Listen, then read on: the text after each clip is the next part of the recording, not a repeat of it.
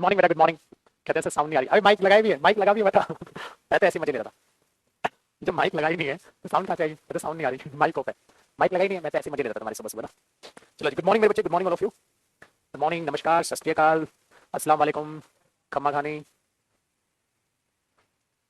चलो जी पुत्र जी, बताइए क्या कर रहे थे?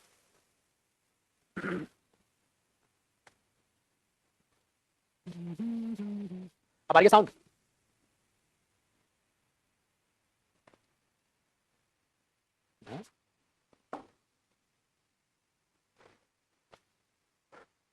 चलो बेटा, लास्ट बताइए हमने क्या किया था? प्रपोजिशन कर रहे थे, ये मुझे याद है, बस ये बता दो लास्ट प्रपोजिशन में क्या किया था बच्चे?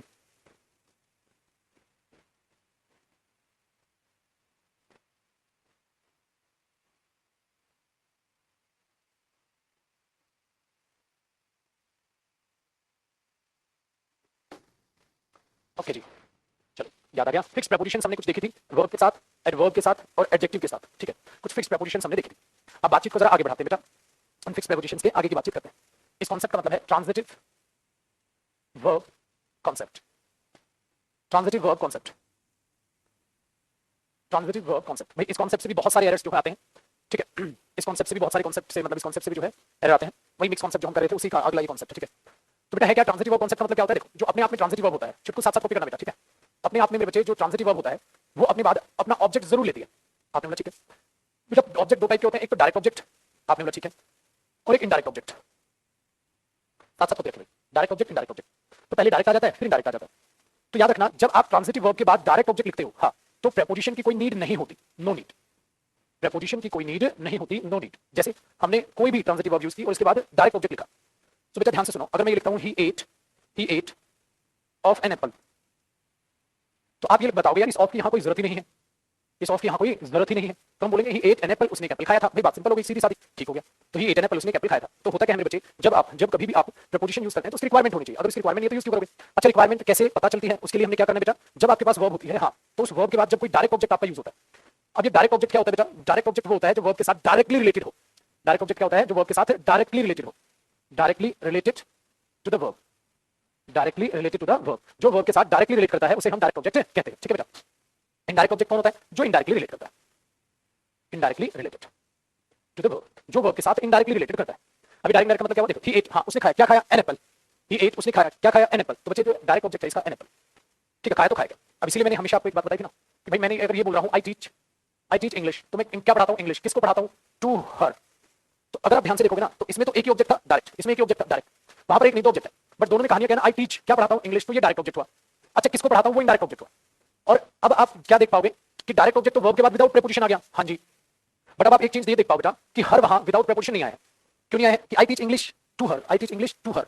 अगर मैं वहां से टू हटा दूं, अगर मैं वहां से टू हटा दूं, तो क्या सेंटेंस लगेगा? अब तो गलत लग रहा है। आई टीच इंग्लिश हर, नहीं बेटा, आपको लिखना पड़ेगा I teach English to her. तो बेटा डायरेक्ट ऑब्जेक्ट को और इनडायरेक्ट ऑब्जेक्ट को रिलेट करने के लिए प्रीपोजिशन चाहिए होती है, ठीक है। दूसरी बात बेटा, ट्रांजिटिव वर्ब क्या है? देख बेटा, ट्रांजिटिव वर्ब का मतलब होता है वो वर्ब जो अपने बाद अपना ऑब्जेक्ट लेती है। लेकिन ट्रांजिटिव वर्ब भी होती है तो कभी ऑब्जेक्ट नहीं लेती। तो ट्रांजिटिव वर्ब, इसलिए इसका जो है नाम पढ़ने का मतलब है, देखो बेटा, आपने बचपन में एक्टिव वॉइस पैसिव वॉइस पढ़ा होगा। बेटा अगर मैं इसका चाहूं तो पैसिव वॉइस भी बना सकता हूं, an apple was eaten by him, active passive सबने बचपन में पढ़ा है। तो इसीलिए इसका नाम ट्रांजिटिव पढ़ा है, ट्रांसफॉर्मेशन जिसकी हो सके, एक्टिव से पैसिव बन सके। तो एक्टिव से पैसिव किसका बनेगा? उस वर्ब का बनेगा जिसका ऑब्जेक्ट होगा। अब अगर मैं बोलूं ही स्लीपिंग, क्या पैसिव बनाओगे? पैसिव नहीं बनेगा। तो स्लीपिंग कैसी वर्ब है? इंट्रांजिटिव, उसका ट्रांसफर करके नहीं बोल पाओगे आप, क्लियर हो गया ना? ट्रांसफॉर्मेशन नहीं कर पाओगे आप, ट्रांसफॉर्मेशन मतलब दूसरे लहजे में उसको नहीं बोल पाओगे आप, सिर्फ ये बोलोगे ही स्लीपिंग, तो बस इसका और कोई सेंटेंस नहीं बन सकता। बट अगर मैं ये देखूं ही एट एन एप्पल, तो an apple was eaten by him बन गया, ठीक है। तो बेटा ये कौन से टॉपिक में पढ़ेंगे हम? वर्ब टॉपिक में पढ़ेंगे। बट बेटा वर्ब टॉपिक में जिनका नहीं हुआ है वो पढ़ेंगे, बात सही है, बट यहां भी तो समझ लो बेटा, तब भी समझाऊंगा, यहां भी मैं समझा रहा हूं। और मैंने एक बहुत अच्छी बात अपने बारे में आपको ये बताई थी बेटा, जो भी चीज जहां रिलेट करेगी मैं वहां बताऊंगा, भले वो मुझे एक बार बतानी पड़े या भले मुझे इस टॉपिक में दो बार बतानी पड़े, बट बताओ तो सही सामने वाले स्टूडेंट को, नौ पजल रहेगा, मुश्किल चीज है, दो बार बता दो बेटा, क्या फर्क पड़ रहा है, ठीक है ना। चलो जी पुत्र जी, तो अब इसको जरा रिलेट करने की कोशिश करना। तो मुझे बताओ बेटा ट्रांजिटिव वर्ब क्या होती है? ट्रांजिटिव वर्ब वो होती है जो ट्रांजिटिव वर्ब वो होती है जो अपने बाद अपना ऑब्जेक्ट लेती है। ट्रांजिटिव वर्ब होती है जो अपने बाद अपना ऑब्जेक्ट लेती है। ट्रांस का मतलब होता है एक जगह से दूसरी जगह, इसलिए वो ट्रांसफॉर्मेशन की जा सकती है, इसलिए उनका नाम ट्रांजिटिव वर्ब पड़ा, ठीक है। चलो बाद में देखते हैं। I teach English to her, अगर मैं इसको ऐसे लिखता हूं I teach English to her, तो वहां टू की जरूरत है बेटा। अच्छा, मैं इंग्लिश और टीच के बीच में कुछ नहीं लगा सकता, I teach of English to English कुछ नहीं लगा सकते, क्योंकि जरूरत नहीं है। जरूरत क्यों नहीं है? क्योंकि उसका डायरेक्ट ऑब्जेक्ट है, डायरेक्ट ऑब्जेक्ट तो वर्ब का ऑब्जेक्ट है ना भाई, वो प्रीपोजिशन का ऑब्जेक्ट थोड़ा छीनने देगी, ठीक है। बट ये जो हर है ना, ये प्रीपोजिशन का ऑब्जेक्ट होगा, क्योंकि इससे रिलेट नहीं करा डायरेक्ट ऑब्जेक्ट, ठीक है। चलो अब एक दूसरा लहजा देखो, हमेशा याद रखना, या तो जो ट्रांजिटिव वर्ब होगी उसका एक ऑब्जेक्ट हो सकता है या दो ऑब्जेक्ट हो सकते हैं, या तो एक हो सकता है या दोनों हो सकते हैं। यहाँ कितना है? एक। बट इस सेंटेंस में कितने हैं? दो। तो इसको लिखने का तरीका एक और हो सकता है मेरे बच्चों। एक और तरीका क्या हो सकता है? आप यहाँ से लिखो आई टीच, हाँ, इसको आगे लिख लो, I teach her English, I teach her English. अगर देखो, अगर मेरे बच्चे आप इसको ऐसे लिखते हो, हाँ, तो देखो अब प्रीपोजिशन की रिक्वायरमेंट खत्म हो गई, क्योंकि आपने इसे वर्ब के बाद तुरंत बोल दिया। I teach to her English, ये मत लिख देना, तो क्या सीखने को मिला, जब इनडायरेक्ट ऑब्जेक्ट आगे हो, हाँ जी सर, और डायरेक्ट ऑब्जेक्ट पीछे हो, हाँ जी सर, तो छुटकू मियां फिर प्रेपोजिशन की कोई जरूरत नहीं होती, फिर प्रेपोजिशन की कोई जरूरत नहीं होती। तो बेटा प्रेपोजिशन की रिक्वायरमेंट तब पड़ती है जब आप डायरेक्ट पहले लिखो, इनडायरेक्ट बाद में लिखो तो रिलेट नहीं हो पाएंगे, ठीक है, बट ये तो रिलेट हो रहा है, I teach her English, I teach her English, तो आपने बोला आई टीच हर इंग्लिश, तो आप यहां कुछ भी नहीं लिख पाएंगे, ठीक है, I teach her to English, of English, with English वगैरह वगैरह कुछ मत लिखो, बकवास हो जाएगा, ठीक है। चलो, तो पेपर में क्या आएगा, पेपर में बेटा इसी बेस पर रहेगा, ठीक है, पेपर में इसी बेस पर रहेगा, ठीक है। दूसरा, यूट्यूब पर रात को 9:30 बजे क्वेश्चन जो कराए जाते हैं उनमें भी इस टाइप से क्वेश्चन कराया था, मैंने समझाया था, इसलिए हमेशा मैं डांटता हूं कि बेटा लाइव क्लास अटेंड कर लिया करो, हर जगह लाइव क्लास अटेंड कर लिया, ठीक है जी। चलो, तो ये चीजें हो सकती है। अदरवाइज आप अगर सेंस बदलनी है तो वो उसको इंग्लिश लैंग्वेज में पढ़ाता है, तो ही teacher in the English language, ठीक है, इन इंग्लिश लैंग्वेज में होगा तो फिर इन द इंग्लिश लैंग्वेज होगा, पर्टिकुलर होगा ना, ठीक है। चलो बेटा, तो क्या सीखने को मिला, ट्रांजिटिव वर्ब क्या होती है बेटा, वो होती है इनके बाद ऑब्जेक्ट आता है, ट्रांजिटिव वर्ब के बाद एक ऑब्जेक्ट हो सकता है, दो हो सकता है, ठीक है। सर इनको दोबारा कहां पढ़ाओगे, वर्ब टॉपिक में पढ़ाया जाएगा ट्रांजिटिव और इंट्रांजिटिव वर्ब, तो बेटा दो ऑब्जेक्ट हो सकता है, या तो एक ही ऑब्जेक्ट होगा डायरेक्ट, डायरेक्ट से पहले कभी प्रेपोजिशन नहीं आएगी, डायरेक्ट से पहले कभी प्रेपोजिशन नहीं आएगी, इनडायरेक्ट और डायरेक्ट जब इन दोनों को रिलेट करोगे ना तो आपको यहाँ प्रेपोजिशन लगानी पड़ेगी, लेकिन अगर आप इनडायरेक्ट पहले लिख दो डायरेक्ट बाद में लिख दो तो प्रेपोजिशन की रिक्वायरमेंट नहीं। तो बहुत बड़ी हिंट मिल जाती है how to check the requirement of preposition, जिसके लिए आपको ट्रांजिटिव वर्ब कांसेप्ट से गो थ्रू करना होगा, ठीक है जी। ये चीजें आपको जरा समझनी है। I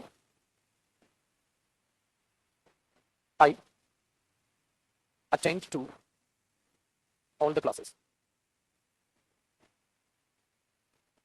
I attend to all the classes.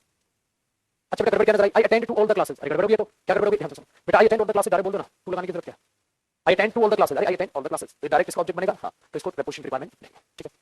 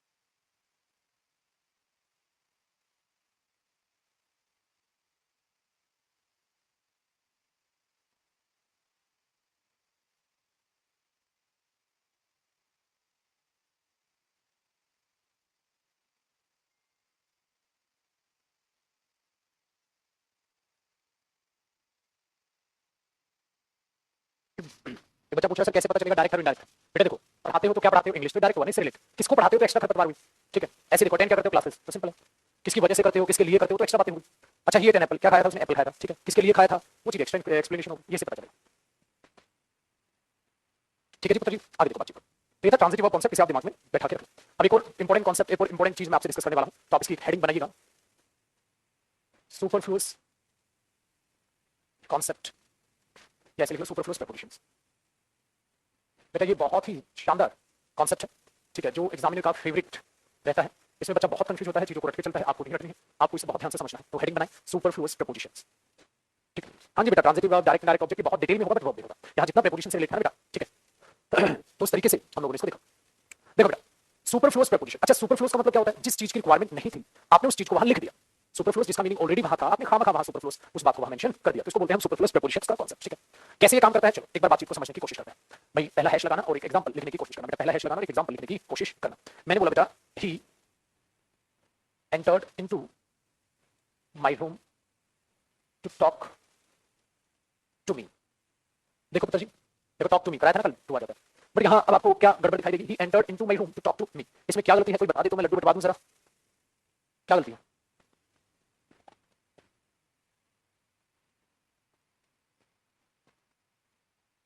चलो बच्चे ने कहा इंटू नहीं आएगा, अच्छा नहीं भाई क्यों नहीं आएगा, सर एंटर के साथ इंटू नहीं आता, देखो बेटा ये जो रूल होता है ना, एंटर के साथ इंटू नहीं आता, यही चीज सबसे गंदी है।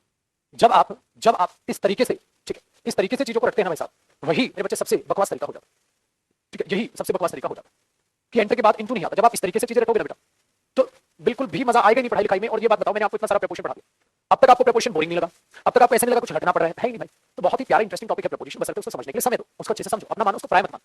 देखो बेटा अगर मैं आपसे पूछूं इस एंटर का मतलब एक्जेक्टली होता क्या है, भाई एंटर का मतलब एक्जेक्टली होता क्या है, तो बेटा अगर आप एंटर को देखोगे तो एंटर का जो मीनिंग होता है, एंटर का जो मीनिंग होता है उसका मतलब होता है कि जब आप किसी भी चीज के अंदर जाएं या आए, वो भी मूवमेंट करते हुए, तो आपको यार इनटू तो लगाना ही पड़ेगा, ठीक है। अगर मैं एक सेंटेंस लिखता हूं, he entered my room, he entered my room, उसने मेरे रूम में एंटर की थी, ही एंटर्ड, ठीक है। अगर मैं इसको ऐसे लिख दूं, ही एंटर्ड माय रूम, उसने मेरे रूम में एंट्री की थी। तो इस बात का मतलब क्या हुआ? इस बात का मतलब ये हुआ मेरे बच्चे कि सपोज करो बेटा ये रूम है, ठीक है,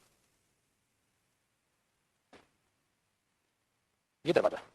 अब उसने रूम में एंटर की थी, तो एंट्री की थी तो इसका मतलब क्या हुआ? कोई भी इंसान जो यहाँ खड़ा होगा, ठीक है, कोई भी इंसान जो यहाँ खड़ा होगा, चलते चलते चलते चलते चलते चलते चलते यहाँ आएगा, ठीक है। हाँ बेटा ये जो मीनिंग है ना, हाँ बेटा यही तो मीनिंग है एंटर का। चलो ऊपर अंदर ही लिखते हैं उसे, यही तो मीनिंग है एंटर का,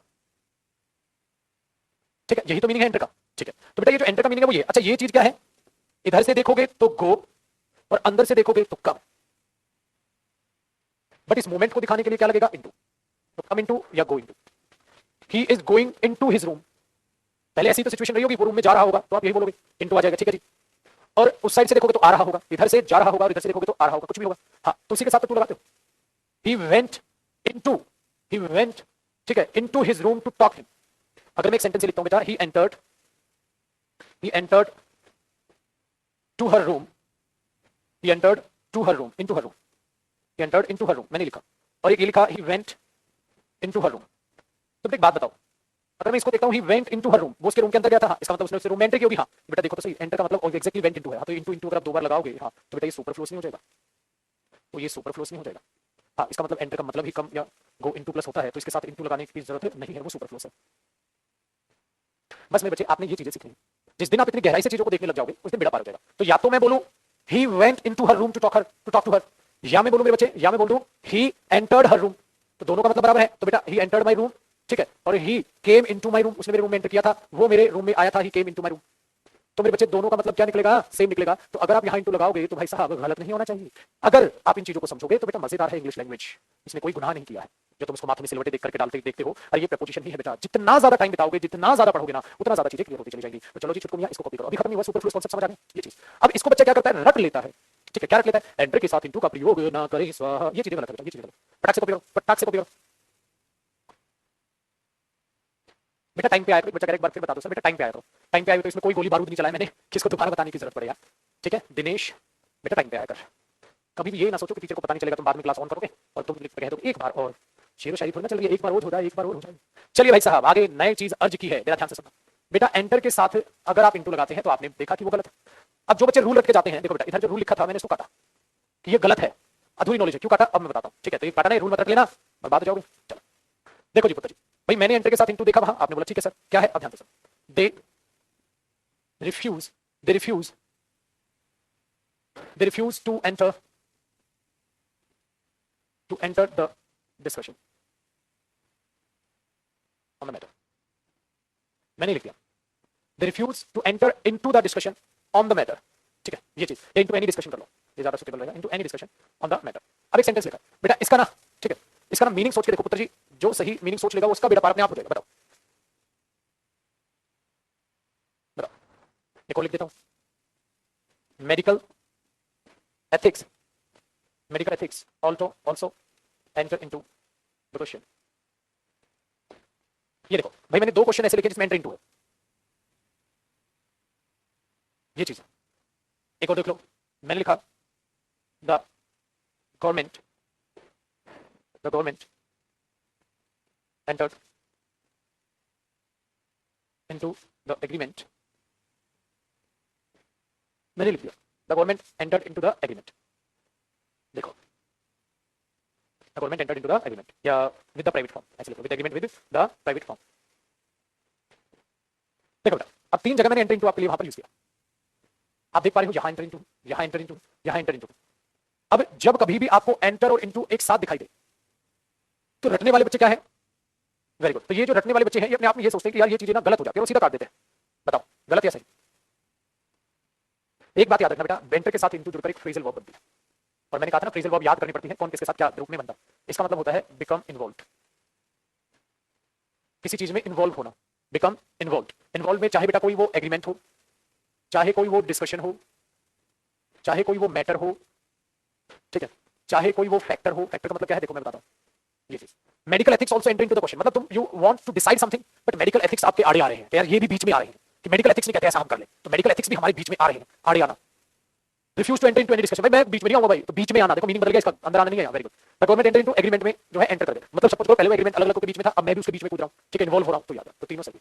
ये मीनिंग होता है इस एंटर इनटू फ्रेजल वर्ब का। तो इस तरीके से आपने चीजों को समझना। चलो कॉपी करो जी, तब तक चाय की सिप ले लूं।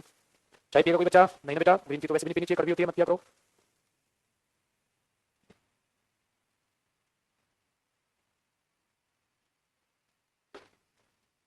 सर जो आपका नया बैच स्टार्ट हुआ है रहीमा, वो ज्वाइन करना होगा, क्यों? नया बैच भी ज्वाइन करोगे बेटा? एक ही बार पढ़ो ना, दो बार क्यों? ज्यादा पैसा आएगा घर वालों के पास है? लगता है तुम्हारे घर पे पेड़ है, तुम जाओगे कोटा ज्वाइन करना, सरकार पेड़ से पैसे तोड़ लोगे? ऐसा कुछ नहीं है बेटा, बिल्कुल भी ज्वाइन नहीं करना। जो हर बैच में होता है वही उस बैच में होगा मेरे बच्चे। जितना अच्छे से मैं आपको पढ़ा रहा हूँ उतना अच्छे ही उन्हें पढ़ाऊंगा, सिंपल सी बात है। ठीक है जी पुत्र जी, तो बेटा दोबारा बैच ज्वाइन करने की कोई भी जरूरत नहीं मेरे बच्चे, एक बार तसल्ली से आपने मेरे से पढ़ लिया, बेड़ा पार। ठीक है जी।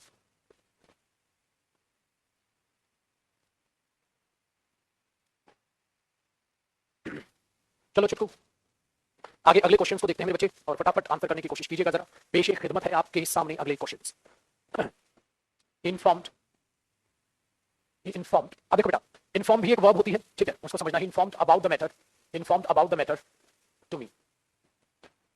पहचानिएगा भाई जरा कहां क्या है, मैं कुछ भी चाल खेल सकता हूं जो इससे पहले ट्रांजिटिव कॉन्सेप्ट करवाया, ठीक है, ये चीज याद रखना।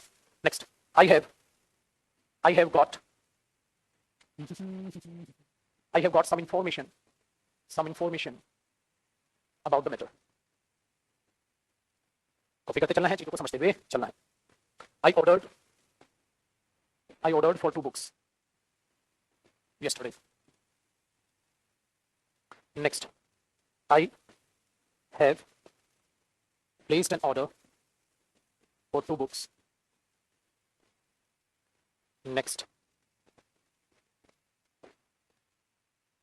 my friend informed about the upcoming exams. We have already ordered for the latest books. चलो देखो, अब इनमें एरर्स आपने निकालने हैं, किसमें गलती किसमें गलती नहीं। कॉपी जो आप लोगों को फुर्ती के साथ करें।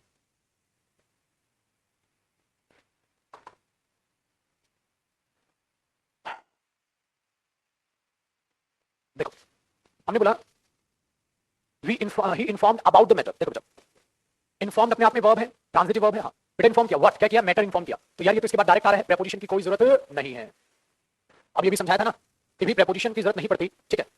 अगर आपके पास डायरेक्ट उसके बाद ऑब्जेक्ट आने लग रहा है तो आप प्रेपोजिशन क्यों लगा रहे हो? फिर तो लॉजिकल प्रेपोजिशन वहां लगाना, तो प्रेपोजिशन को उड़ा दो। तो ही informed the matter to me, simple.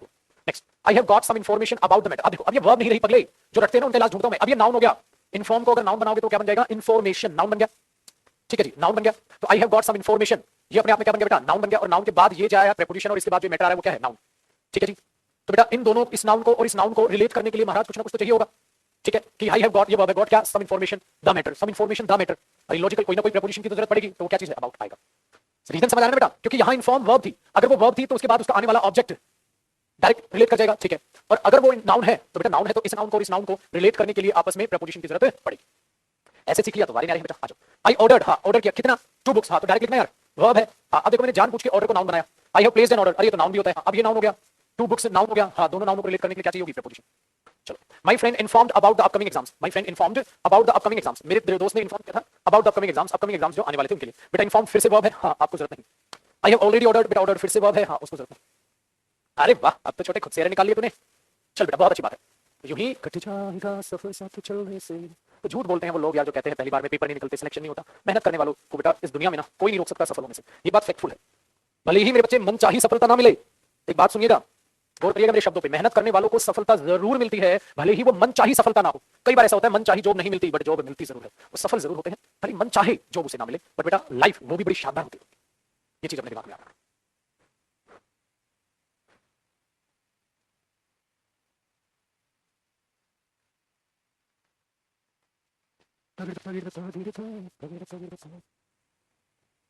चलो बेटा अगले कुछ क्वेश्चन बेस करेला हूं, तो जरा गौर फरमाइएगा। देखो बच्चे, हमने बोला we are ready to attack on them, ठीक है जी, एक चीज मैंने लिखी। नेक्स्ट,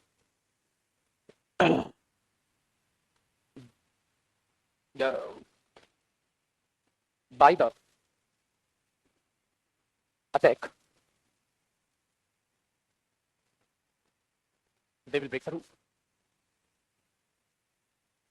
चलो, they have already signed on the treaty. Next, I need your signature on the treaty. Next, all the students will obey to the rules. All the students will obey to the rules. The other countries would accompany with them. चलो, अब इनको देखो।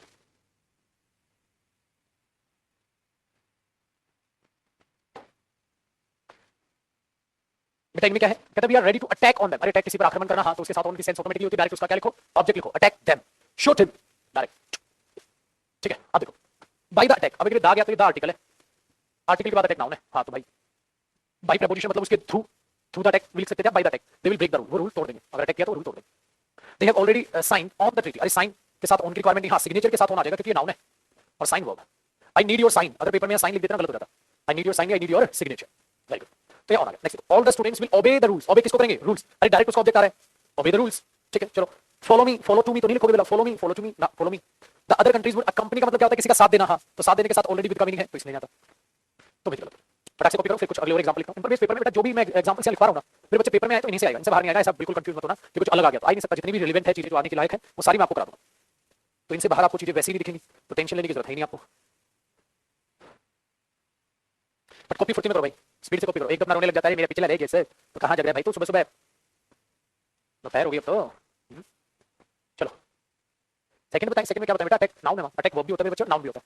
चलो अब मैंने एक sentence लिखा, resemble verb आपने सुनी होगी और आपने ये भी सुना होगा कि रिजेंबल के साथ विद लगाए, तो क्या करें? द सिचुएशन रिजेंबल्स, ठीक है, विद द वॉर। ये कई बार आपको वहां देगा। They cannot afford to the war. चलो जी, अगला they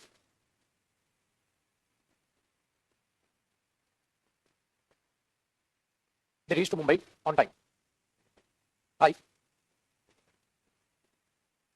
described इसके साथ अबाउट कर सकते हैं, about the event.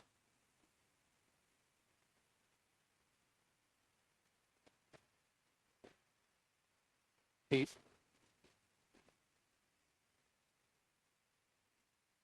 investigated about the matter.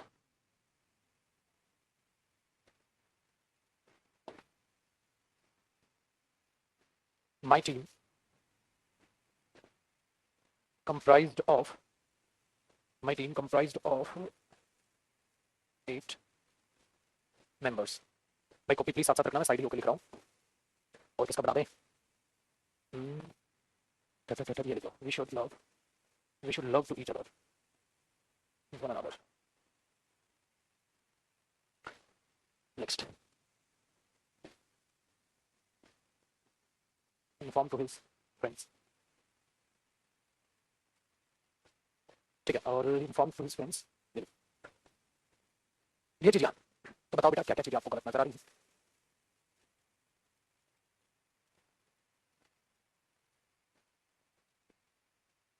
Very good, बिल्कुल बहुत बढ़िया।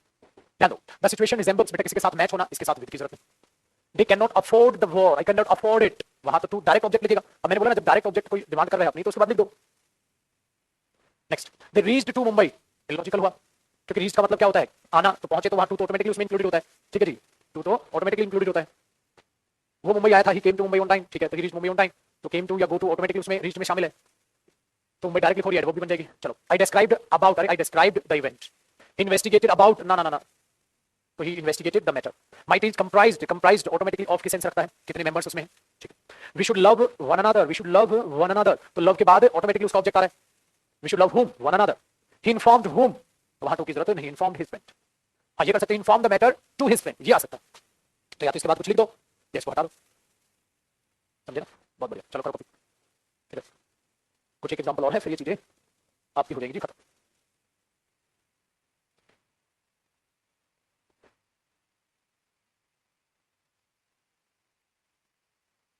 डन। अगर हम ये लिखें, ही डिमांडेड फॉर 5 बुक्स, तो बेटा ही डिमांडेड क्या, ही डिमांडेड व्हाट, 5 बुक्स, तो 4 लगाने की क्या जरूरत है? चलो अगली चीज, he awaited for his friends, he awaited for his friends. बेटा एक बात बताओ, अवेट का मतलब क्या होता है? Wait for. अवेट का मतलब ही क्या होता है? Wait for. तो बेटा इसके साथ 4 लगाओगे तो सुपरफ्लूस नहीं बनेगा। अवेट का मतलब ही होता है जब वेट फॉर, ठीक है? तो बेटा उसके बाद आप वेट फॉर लिखो, या तो he waited for his friends लिख दो, ठीक है? अवेटेड है तो फिर 4 की जरूरत नहीं। चलो, तो बेटा ये था सुपरफ्लूस कॉन्सेप्ट प्रीपोजिशन का, जो बड़े ही काम का है आपके। तो इन चीजों का आपको ध्यान रखना। डिमांडेड है, इन्फॉर्म है, कंप्राइज है, डिस्क्राइब है। देखो कई बार क्या होता है, एक नोट लिखना बेटा, डिस्क्राइब, हाँ अबाउट, अरे नहीं गलत है, we will discuss it, not we will discuss about it. Discuss के साथ भी अबाउट गलत हो जाता है। Define it, define about it नहीं, डिफाइन, ठीक है? आप अबाउट लगा दो, डिफाइन इट, ठीक है? तो ये चीज यहाँ जो है इस तरीके से चली जाती है। डिस्क्राइब करना, अच्छा इलिस्ट्रेट करना, आपने ये भी सुना होगा, इलिस्ट्रेट अबाउट इट ना, illustrate it, define it, about की जरूरत नहीं। तो कई सारी चीजें हैं जो आप यहाँ गलती कर दे सकता है। इलिस्ट्रेट इट यूं करना बेटा, illustrate it.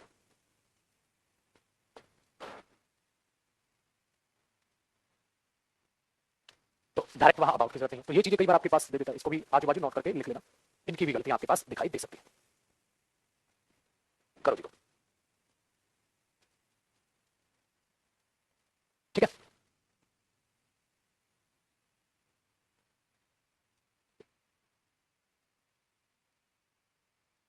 Four four four वाला बताइए, फोर फोर भाई, फोर तो है ही नहीं।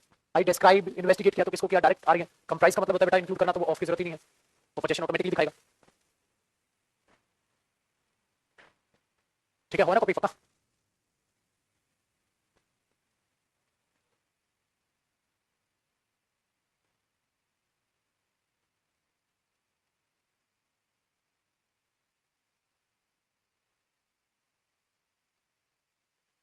कर लेते हैं ना, उसका पोस्टर तो रेडी करवा ही देते हैं ना। चलो जी पुत्र जी, अगला कॉन्सेप्ट देखो, अगला कॉन्सेप्ट देखो, ये ब्लाइंड से रिलेटेड है, ये इसलिए ब्लाइंड कॉन्सेप्ट ये blind concept.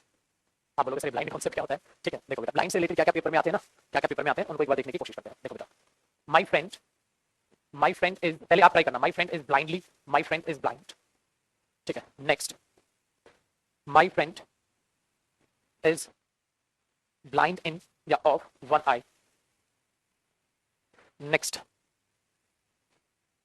My friend is blind of blind in both eyes. ठीक है, ठीक है? तो ये चीज आपने यहां से समझनी है, किस तरीके से चीजें यहां यूज होंगी। ठीक है, माय फ्रेंड, ये भी लिख लो, is blind to his faults. चलो जी, कॉपी करो चुटकू और सोचो क्या होना चाहिए।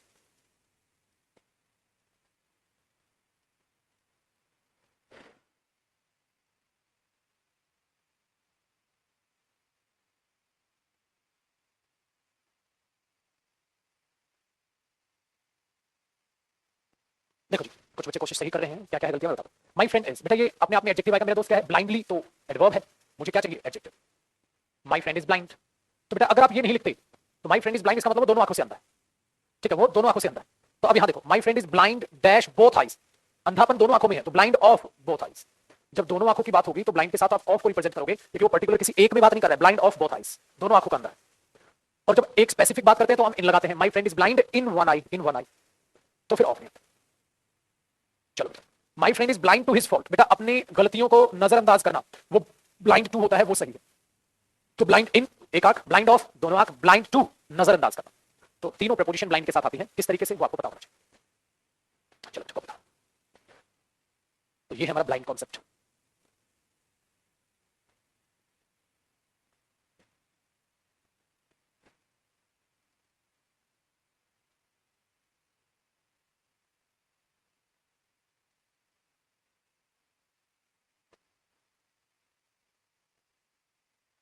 ठीक है जी।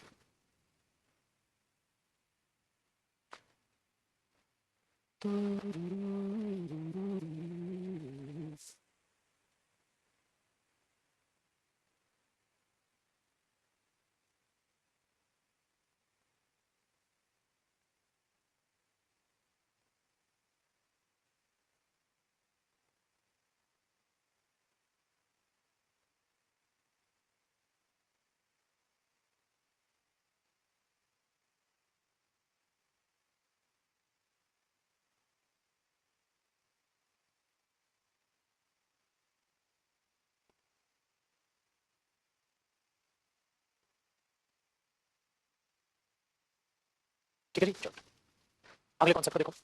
अगला कॉन्सेप्ट जो यहाँ सिखा रहा हूँ उसको भी जरा ध्यान से सीखना। अब आपको पहचानना क्या है बेटा, एक बात अपने दिमाग में याद रखना, प्रपोजिशंस जो है वो एडवर्ब की तरह यूज हो सकते हैं। प्रपोजिशंस जो है वो एडवर्ब की तरह यूज हो सकती हैं। तो ये जो कॉन्सेप्ट है ये बहुत ही लाजवाब है कि यार प्रपोजिशन तो प्रपोजिशन होती है ना सर, प्रपोजिशन तो प्रपोजिशन होती है, वो एडवर्ब कैसे हो सकती है? प्रपोजिशन तो प्रपोजिशन होती है, एडवर्ब कैसे हो सकती है? तो याद रखना भाई साहब, प्रपोजिशनल एडवर्ब्स, ये कॉन्सेप्ट है भाई साहब, प्रपोजिशनल एडवर्ब्स। ठीक है, prepositional adverb. So is that possible कि प्रपोजिशन एडवर्ब बन जाए? ठीक है, इज दैट पॉसिबल कि प्रपोजिशन एक एडवर्ब की तरह यूज हो जाए और हम ये सोच के चल रहे हैं यार ये तो प्रपोजिशन होती है, और पता चला बेटा वो प्रपोजिशन प्रपोजिशन नहीं रही, वो किस में कन्वर्ट होगी? एडवर्ब में वो चीज कन्वर्ट होगी। तो अब हमें इस चीज को यहां से सीखना। ठीक है, इस चीज को यहां सीखना। तो हमने इसी कॉन्सेप्ट को यहां डेवलप किया और याद रखिए, प्रपोजिशन ब्रैकेट में डालना, यूज्ड एज एन एडवर्ब। तो सवाल ये पैदा होता है क्या अब हम इन्हें रटें? सीख लो। जैसे यार बचपन में एक बड़ा प्यारा सा एक स्टेटमेंट बोला करते थे आप, मे आई कम इन सर, बड़ी लहर में बोला करते थे यार। ठीक है, ठीक है, बड़ी लहर में बोला करते थे। दूसरा मैंने बोला he was in his room. मेरे बच्चे एक बात हमेशा आप दिमाग में बैठा के ये रखते हैं कि जो एडवर्ब होता है वो कहीं ना कहीं एक्शन में डिटेल्स ऐड करता है। एक्शन कब हुआ, एक्शन कहां हुआ, एक्शन कैसे हुआ, एक्शन कब कब होता है, कब का मतलब हाउ ऑफन। ठीक है, एक्शन क्यों हुआ, ये सारी चीजें जो बताई वो एडवर्ब है। प्रपोजिशन आप लोग सभी जानते हैं बेटा, जो प्रपोजिशन होती है वो अपनी बात ऑब्जेक्ट लेती है। ठीक है, घबरा तो नहीं रहना प्रपोजिशन से, पक्का घबरा नहीं रहना। चलो अच्छी बात है क्या ना, कई बार बच्चा घबरा जाता है, इसलिए मैं पहले बोल देता हूं कि बेटा प्रपोजिशन बस बस खत्म हो गया, बस बस ये हो गया हो गया हो गया, बस हो गया हो गया, होता नहीं। आओ कहते सर हो गया हो गया हो गया, पिछले 3-4 क्लास से तो मैं नहीं बोल रहा हूं बस बस हो गया हो गया हो गया, बस हो गया हो गया। उससे क्या ना बच्चा घबराता नहीं। बचपन में देखते थे जब मम्मी इंजेक्शन लगवाने लेके जाती थी बच्चे को, ठीक है, तो लेटा देती थी भाई, कौन थे लेटा देती थी। ठीक है, बच्चा बेचारा रो रहा है, मम्मी मम्मी कहते बस हो गया बेटा, हो गया हो गया, बस एक और एक और एक और एक और करके, ओहो वो जबरदस्त सीन था। तो वही चीज है बेटा तुम्हारे साथ। ठीक है, वही चीज तुम्हारे साथ है। अगर मैं बच्चों को पहले बोल देता हूं ना भाई मैं कि करीबन करीबन ऐसा हो जाता है 20 घंटे 25 घंटे 30 घंटे, कई बार प्रपोजिशन चल जाता है भाई, कई बार 33 घंटे हो जाता है। कुछ ऐसे ऐसे होते हैं जो बच्चे बिल्कुल स्लो होते हैं तो उनको थोड़ा स्लो पढ़ाना पड़ जाता है। ठीक है, तो इसीलिए फिर ऐसा करना पड़ जाता है बीच में, बस हो गया हो गया बस हो गया हो गया, उससे बच्चा अच्छा कर लूंगा। फिर बेचारा अगली क्लास में बैठता है, कॉपी पेन लेके कहता है आज तो हो ही जाएगा। फिर बेचारा घड़ी देख रहा है यार टाइम तो होने वाला है, हाँ आज भी नहीं हुआ है ना। तो इसीलिए जो है इसीलिए बच्चा घबराया रहता है। अच्छा देखो, हालांकि मैं प्रपोजिशन को इतना बड़ा क्यों कराता हूं, खाली प्रपोजिशन को तो मैं नहीं कराता बेटा, हर टॉपिक को मैं बड़ा कराता हूं। उसका रीजन ये है प्रपोजिशन से ना, प्रपोजिशन से हर कोई डरता है बेटा, और डरने का रीजन ये है जिससे तुम डरते हो उसको इतनी जल्दी खत्म कर देते हो तो वो डर बैठा ही रहेगा। बेटा सपोज करो आप अंधेरे से डरते हो, ठीक है, अब अगर मैं जबरदस्ती आपको किसी जंगल में छोड़ के आ जाऊं और मैं बोलूंगा जानवर नहीं है बस अंधेरा है, जबरदस्ती तुम्हें छोड़कर घर भागो, ठीक है, अब तुम वही हो, निकल वहां से सकते नहीं हो।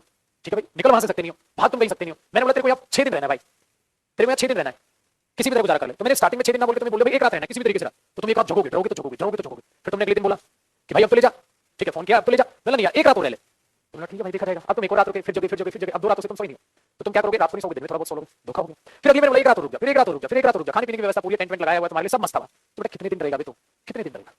फिर तुम्हें उस माहौल में रहने की आदत हो जाएगी। फिर आप तुम बोलोगे कुछ नहीं, ठीक है मस्त है, बस बोर हो रहा हूं, डर तो नहीं लग रहा। समझ आ गया? तो एक्जैक्टली यही चीज है आपके साथ। जिस चीज से डरते हो उसके साथ थोड़ा सा टाइम बिता लो। इंग्लिश से डरते हो तो बेटा इंग्लिश को थोड़ा सा टाइम दे दो, डर बंद हो जाएगा। मैथ से डरते हो तो मैथ्स को थोड़ा सा टाइम दे दो, डर बंद हो जाएगा। ठीक है, तो ये चीज यहाँ बेसिकली बन जाती है आपके लिए कि पढ़ाई अपने आप में एक नशा है, जिसको लग गया ना यार लाइफ सवर देगा। ये फैक्टफुल बात है। चलो बेटा अब आते हैं वापस टॉपिक। तो हुआ ना मे आई कम इन, तो बेटा अगर आप इस इनको देखोगे तो अगर इस इनको देखोगे तो आप ये पाओगे, इस इनको देखोगे तो आप ये पाओगे, ये प्रपोजिशन है। हाँ, तो मेरे भाई इसके बाद जो आया हुआ ना he was in his room, तो ये इसका ऑब्जेक्ट है। ठीक है, अच्छा मे आई कम वेयर इन, बेटा ये एडवर्ब, क्योंकि अगर ये प्रपोजिशन तो इसके बाद इसका कोई ऑब्जेक्ट होता, ऑब्जेक्ट ही नहीं है। क्या मैं अंदर आ रहा हूं? अंदर, आई मे आई कम वेयर इन, अंदर। Sit down, sit where down, adverb है। तो जब तुम ये बोलते हो सीधा सीधा सिट डाउन, बेटा एक बात बता, गो देयर, तो ये देयर कहां है? Go there, go where there, तो ये देयर एडवर्ब है बेटा, गो वेयर देयर, तो ये देयर एडवर्ब है। ठीक है, अच्छा यहां देखो सिट वेयर डाउन नीचे, फिर ऐसे बोलते स्टैंड वेयर अप ऊपर, तो बेटा ये सब अपने आप में क्या है बेटा? एडवर्ब तो है भैया, एडवर्ब ही तो है। Stand where up, sit where down, come here there adverb, go there there adverb, तो जब ये एडवर्ब है ये भी तो एडवर्ब है। अच्छा अब या down, down the stairs, down the stairs preposition, up preposition भी होती है बट यहां तो एडवर्ब है।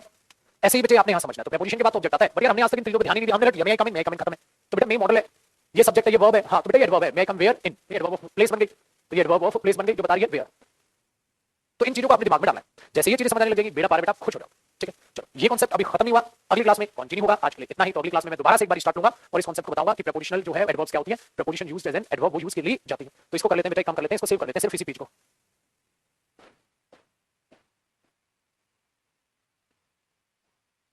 ठीक है जी छोटू,